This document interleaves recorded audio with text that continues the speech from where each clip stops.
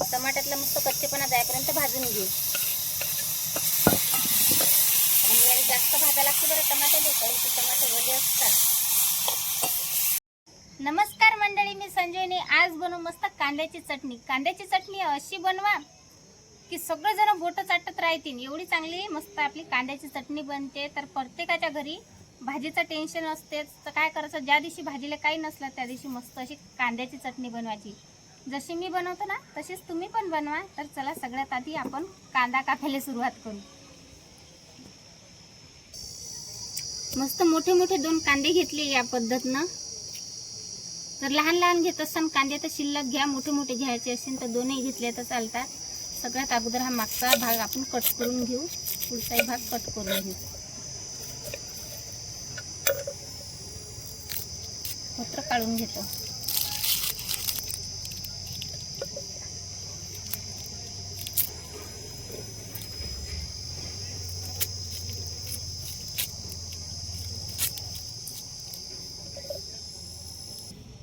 कांद्याचे फोत्र काढल्याच्या नंतर काय करायचं, हा जो मागचा पांढरा भाग असते ना तो आपल्याला कापून घ्यायचा आहे.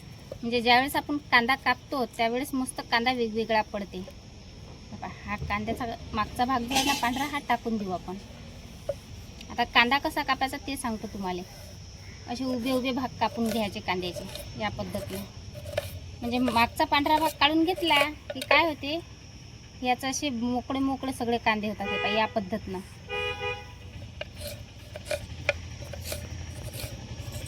मागचा पांढरा भाग कापायचं आणखीन एक कारण आहे, म्हणजे कांदा लवकर भाजला जाते, कारण की हा पतला पतला कांदा होते ना.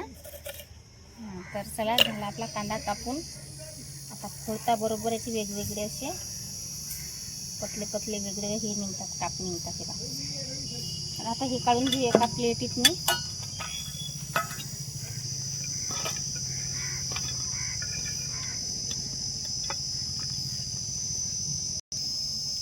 एक टमाटा घेतला. टमाटा पण आपल्याला आवश्यक आहे. टमाट्याचा असा हा मागचा भाग कापून घ्यायचा आहे. आणि मस्त टमाटा आपल्याला पतलं पतलं कापून घ्यायचं आहे या पद्धतीने.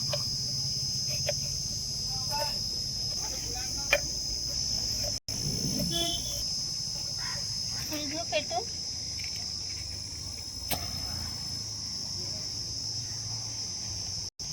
कढईत तेल टाकून घेऊ. वाळलेल्या मिरच्या घेतल्या लाल कलरच्या. आता याचे नाकणं काढून घेतो. 2 कांद्याच्या चटणीसाठी मी एकूण घेतल्या 1 2 3 4 5 6 1 7 मिरच्या घेतल्या वाळलेल्या. आता हे तेलात सोडून देऊ. परतून घेऊ मस्त.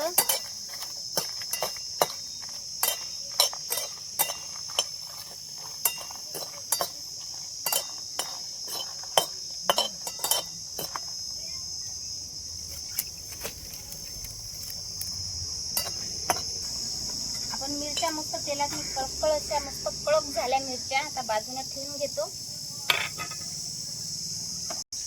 कढईचं जे तेल आहे त्याचाच आपल्याला वापर करायचा आहे. तर हे लसणाच्या पाकळ्या घेतल्या 3, ते मस्त परतून घेऊ त्यातला कच्चेपणा जाईपर्यंत. मस्त लालसर झाल्या ते पाकळ्या लसणाच्या. आता टाकून घेऊ याच्यात कांदा. कांदा मस्त लाल होईपर्यंत भाजून घेऊ. कांद्याची चटणी याच पद्धतीने करा, खरोखर खायला मस्त लागते, चवदार लागते.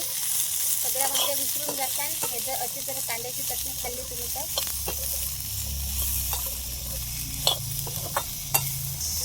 तुम्हाला जर वाटलं कांद्यात थोडंसं तेल कमी पडलं तर काय करायचं, थोडंसं वरून टाकून घ्यायचं. आता परतून घेऊ कांदा आणखी. कारण की कांदा काही लवकर म्हणजे लवकर शिजला भाजला चालला नाही, म्हणून आणखीन तेल टाकलं. तेलाने लवकर कांदा भाजला जाते. तुम्ही पण तसंच करा बरं. तेव्हा कसा मोकळा मोकळा कांदा होते. फोडला की आपण मागचा जो पांढरा भाग होता तो काढून टाकला ना, त्यासाठी असा फोडता बरोबर कांदा वेगळा होते. कांदा जर समजा लवकर भाजला नाही गेला तर काय करायचं, थोडंसं मीठ टाकून घ्यायचं. मिठानं काय होते, कांदा लवकर भाजला जातो. आता परतून घेऊ मस्त.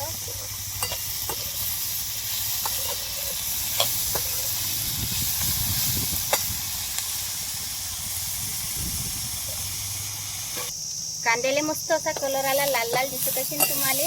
आता टाकून घेऊ आपण टमाटे कापलेले. टमाट्यातलं मस्त कच्चेपणा जाईपर्यंत भाजून घेऊ. आणि जास्त भाजा लागते बरं टमाट्याला, कारण की टमाटे ओले असतात.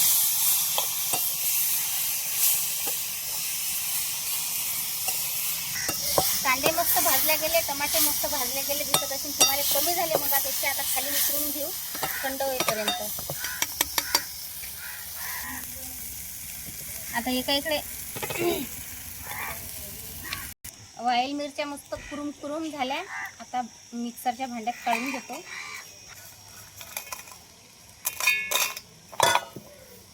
आणि मस्त मिक्सरातून बारीक करून घेऊ.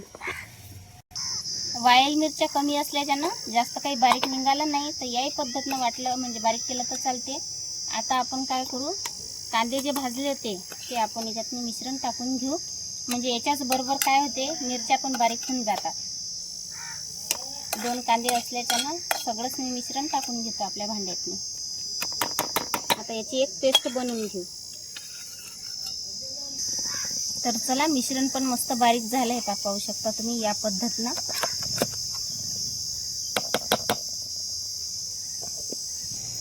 चला आता लसणाचे थोडेसे फोत्र काढून घेऊ.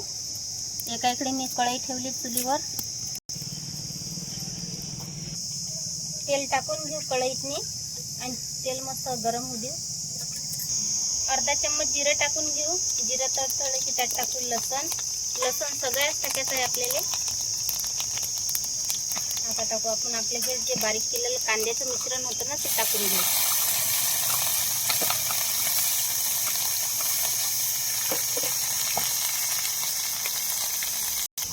आता सगळं मिश्रण मस्त फिरून घेऊ आणि याला मस्त अशी खळखळ उकळी आणून घेऊ. म्हणजे असे फुगे फुगे येतात ना, ते फुगे आणून घेऊ. फक्त वरच्यावर काय करायचं, याला फिरवत राहायचं आहे. याच्यातलं जे पाणी आहे ते पाणी आटेपर्यंत आपल्याला असंच फिरून घ्यायचं आहे.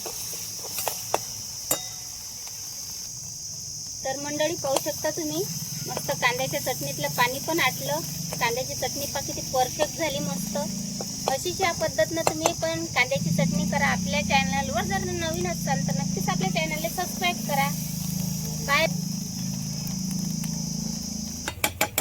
कांद्याची चटणी म्हटलं तुम्ही भाताबरोबर खाऊ शकता, आपली भाकर असते ना, भाकर बरोबर पण खाऊ शकता, आणि चपाती बरोबर तर काही वांधाच नाही.